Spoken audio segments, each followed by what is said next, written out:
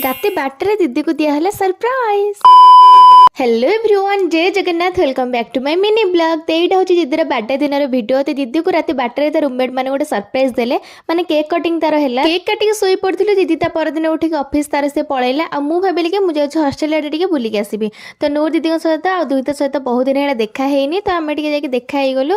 आ बहुत दिन पर जेहतु देखा हेलु आम खुशी कौन रोचे कुंडा कुंडी है आम खुशी पूरा अलग प्रकार, मैंने 10 गुण पूरा बढ़ीगला। तापर आम मिओ मोर पलैलु से खियापिया करने खियापिया करके मुझे पुणी पलि आसती कहीं आम जबार थे आमको ईस्ट स्ट्रीट। मु आ दीदी मोना दीदी जाकि ईस्ट स्ट्रीट में पहुँची गलु। से पहुँच सारापर फास्ट आम दीदीर केक कटिंग करूँ कहीं तार जेहतु बर्थडे थिला, तो आम तार केक कटिंग कर सारापर आउ केक कटिंग सरला आम कौन कम खाइबा ऊपर डायरेक्ट जाके नजर खाइजा खाइजा खाइजा खाइजा खाइजा रे खाइला वाला है जो जदी जा तू खाइजा।